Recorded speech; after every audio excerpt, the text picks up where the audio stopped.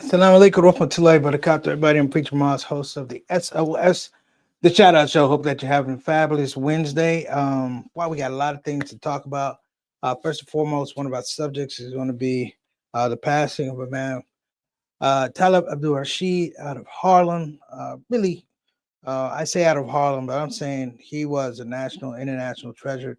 We're going to talk about that because it creates this thing now where we have an even bigger void of leadership in terms of our Muslim community. This is someone at 75 years old, 74 years old, who it created such a positive dispensation for protests and being able to speak truth to power and some of the things that he saw in his eyes as a young man from Greensboro, North Carolina, to where he was today when he passed in Harlem. I think the thing that I really want to expand upon, because we have so many things that are going on in the world today. Of course, I'm going to be talking about the Epstein files and no snap. What I really want to talk about is in the cross currents of all of these things. There stood this man, this gentleman who I had the pleasure of being on stage with last month, actually in Houston, Texas, at the Impact Awards.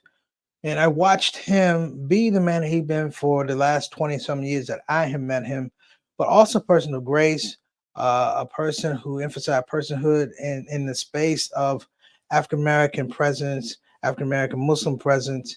He was a warrior. He was an advocate in many ways that we just don't see anymore.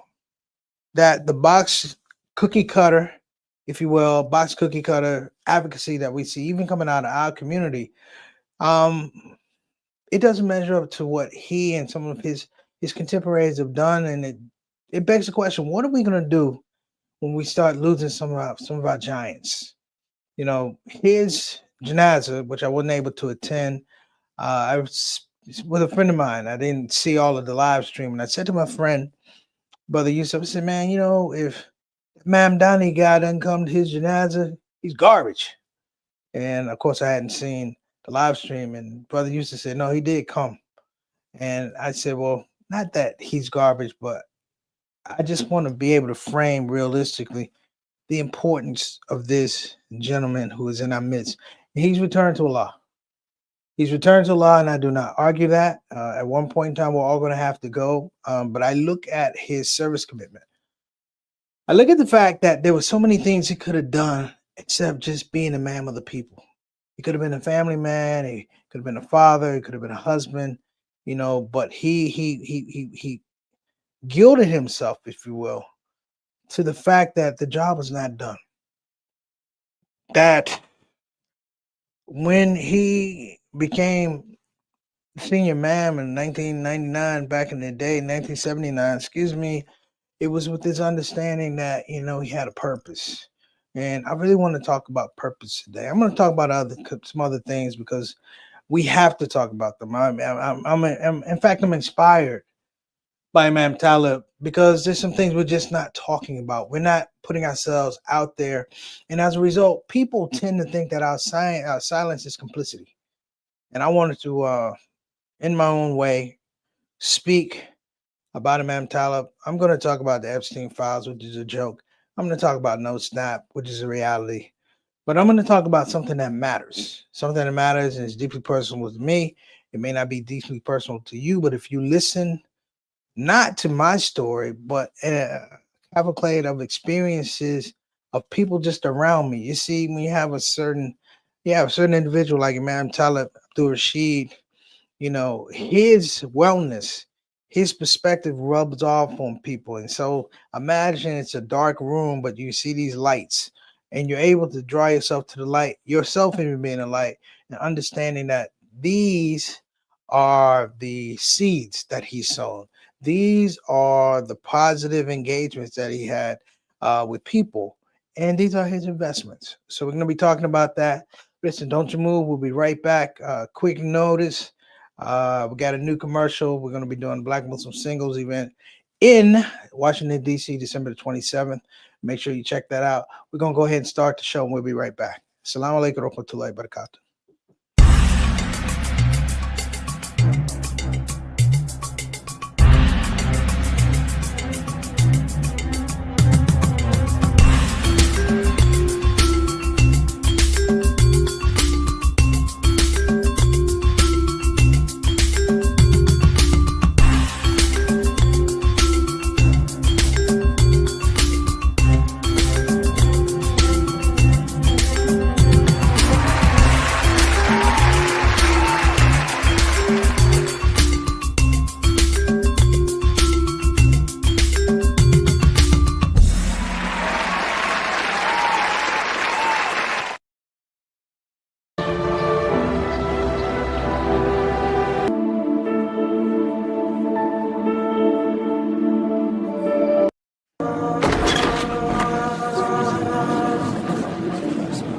Chill, the Imam ain't coming, and this ain't Friday. Assalamu alaikum, family. This is an intervention and a call to action for Black Muslim singles and couples. Name of Black Muslim love. I'm claiming December 27th, the first annual East Coast Black Muslim Singles and Couples Networking and Comedy Gala. All roads lead to Washington, D.C., formerly known as Chocolate City. And brothers, that means wash more than your cars. All right, everybody. All right. Hope you enjoy that little bit of animation. It's actually the wrong ad, but I was in a rush. Satan, I was in a rush. It happens like that. Brother Jalil, Yusuf Jalil sends salams to you, Sister Satana, as well. Well, let's just let me say hello to some people. I want to give a shout out to Sister Ree. Assalamu alaikum wa rahmatullahi wa barakatuh. Sister Ree, hope you're doing well. I want to give a shout out to my main man, Talib Rashid. We call him Mr. 6 o'clock, straight up, straight down from Toronto, Canada. Wa alaikum assalam wa rahmatullahi wa barakatuh. Beloved, good to see you. Of course, we have Brother Bilal Salahuddin. Wa alaikum assalam wa rahmatullahi wa barakatuh. And of course, salams to your beautiful queen, Sister Sonia Dalton. Salahuddin, thank you so much for joining us. I was watching the news about these Epstein files. And some thoughts hit my mind. There's been a movement for quite some time not to release these files.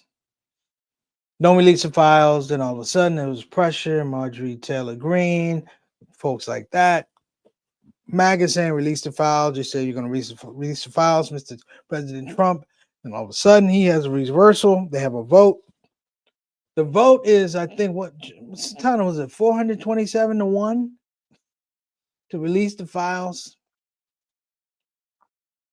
And as soon as I heard that, it hit my heart. The fix is in. The fix is in. You can't switch position like that quickly without some magic or some voodoo occurring. That's the same as during the Civil War. All of a sudden, the North says, you know what? Slavery is good. Or the South says, you know what? We don't want slavery anymore. You're talking about entrenched, ingrained thought processes that have gone into this. And even though, and just so you know how politics works, even though there's a resolution that has to be passed, it still has to go to another group that have to pass it. Then the president has to sign it. So they're talking about a minimum of 30 days.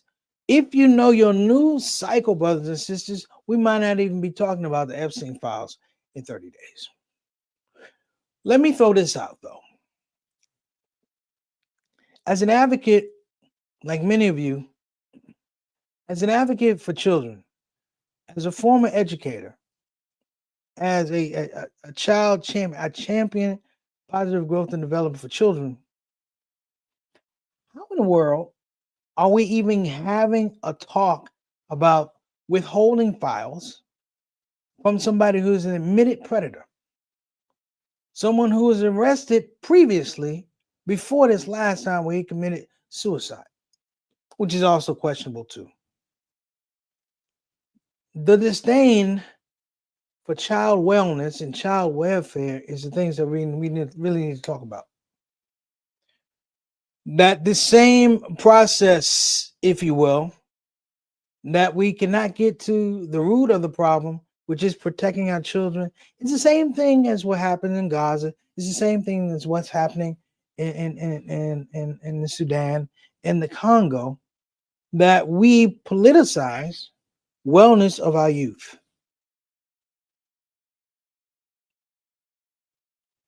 And the latest government shutdown, and it's over, but I need you to know that the trauma isn't over. And I'm going to come back to this word trauma in a little bit, but the trauma isn't over. That if you are a government worker and you miss 2 paychecks, your whole year may be out of balance because it's so hard to catch up. See, because the bills don't stop.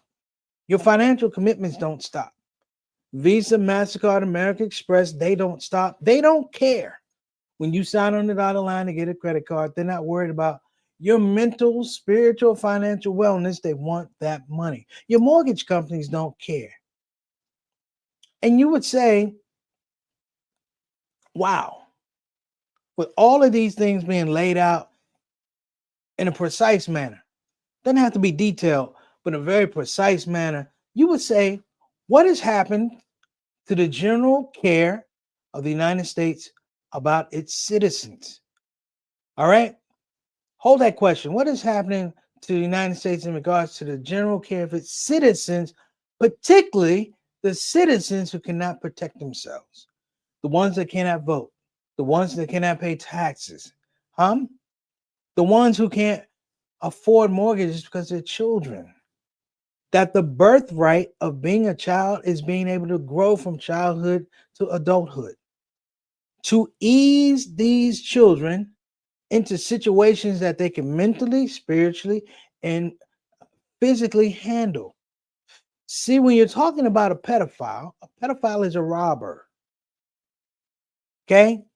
A pedophile is a robber. A pedophile is a thief. A pedophile supersedes a child's natural growth and development for sexual gratification. That if we weigh the two, there's nothing to weigh over here. The pedophile has needs and goes after it. The pedophile is an enhanced version of a sex addict, but it has no conscience. It's an animal. It's a book, and you can't tell the beginning of the book and the end of the book. And I'm telling you these things because these words I'm giving to you are the reason why we are interested in these files. Pay attention. There's no question that Jeffrey Epstein was a pedophile. There's no question. He was locked up for it. You have countless survivors who tell you of his actions and deeds. Some survivors will tell you that his cohorts were some of these politicians, and in this case, the President of the United States. What does it mean when the President of the United States can't answer clearly? When the President of the United States goes from a situation of defense to non-defense, to non-compliance to compliance. You've never seen this individual do this. You've never seen this individual do this. And what I really want to bear down on is just two things, if you just bear with me, because I want to get my thoughts correctly. I want to get my thoughts correct. He has not demonstrated compassion, warmth, concern for the survivors. He has not said, without saying, I'm guilty, I hope they're well. If there's anything I could do, I'll do it. He's not said that they're important. He's not said that they're valuable. He's not said that they matter.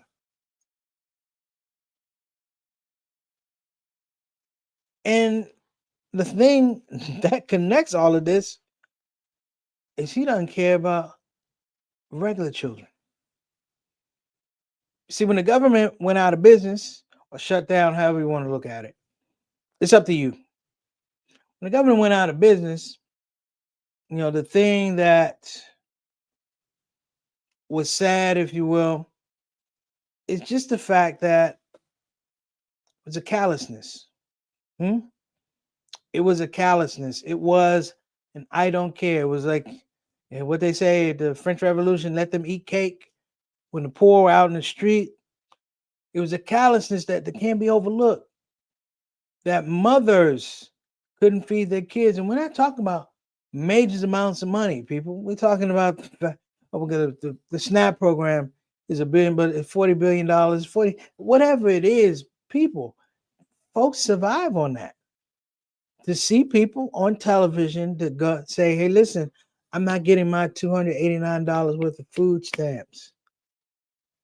And not be able to relay it to people that that 200 some dollars of food stamps is crucial. That this is what they go to the store with at the beginning of the month. We don't even understand how do you stretch 200 some dollars worth of food stamps and make it work. How do you do that? Just one thought. The other thought was something that was flowing around the internet. It's on social media. It was a test case, if you will. It was a young lady down in Charlotte, North Carolina. I think she's in Charlotte, North Carolina.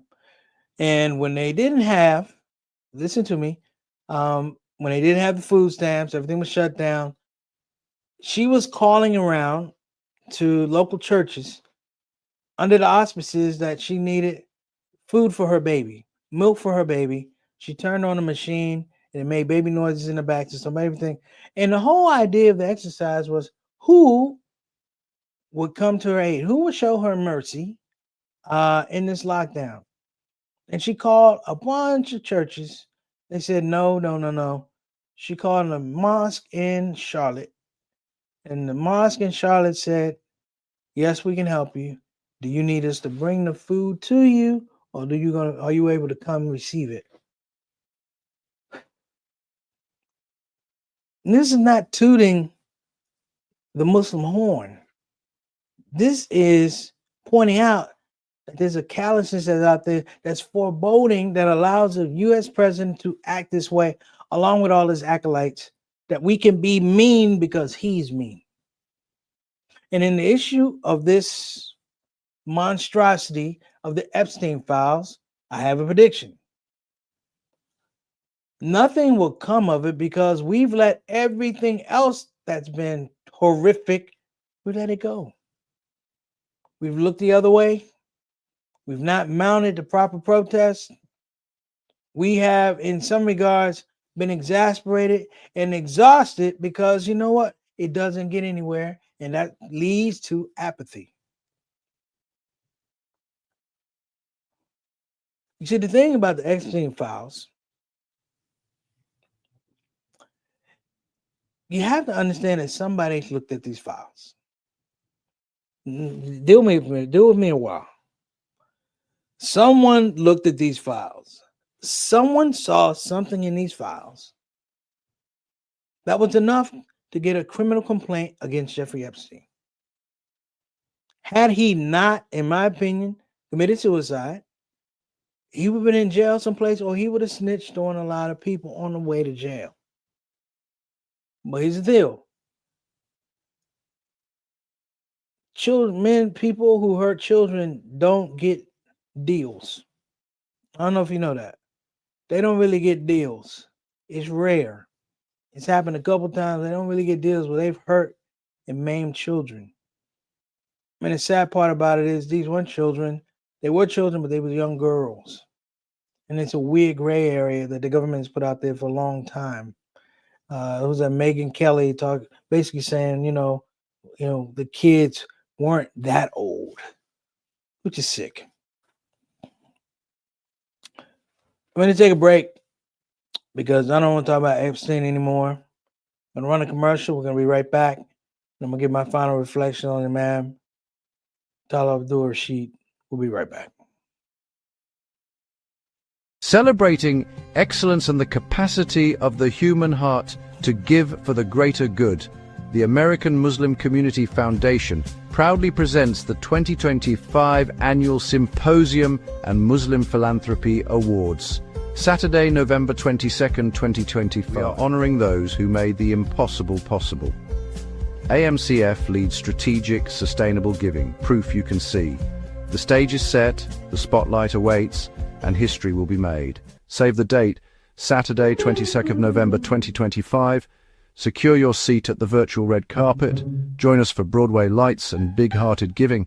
Tickets available now at muslimcf.org. We're back. I need some water to kind of wash out my mouth after talking about the Epstein files, to be honest. Let me give a quick shout out to some of our folks. We'll give a shout out to my main man, Eric Carter, down in South Kakalaki, Wa alaikum assalam wa rahmatullahi wa barakatuh. Some folks jumped on the Instagram. Noah Eunice, assalamu alaikum warahmatullahi wabarakatuh. Beautiful New Africa woman in Green Medical Online. How you doing? Doc Khan, how you doing? Wa alaikum assalam warahmatullahi wabarakatuh. Senior Best Homes, how you doing? Dawad, hey there, assalamu alaikum warahmatullahi wabarakatuh. Carol Mustafa Carroll, and Artistic Foodies has joined. Artistic Foodie out of Austin, and Hassan Rasul has joined. Assalamu alaikum warahmatullahi wabarakatuh to all of you. Let me give this quick story about Imam Talib Abdur Rashid. I had not seen him for a while when he came to Houston last month. I heard he'd had some health problems, but because it was Imam Talib, in my mind, there was this thing that my brother is invincible. And unless you had a pocket full of pork and kryptonite, you could not hurt this man. And when I saw him, he was in his wheelchair, maneuvering, he had his gloves on and everything. And it reminded me of a talk he gave one time where he said, you know, we're people of trauma.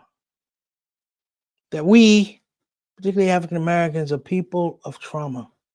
That even when we fight the good fight and we win, it comes at the expense of trauma. That you can't go through battles without scars, without getting cut, without getting scraped, without getting punctured, wounded.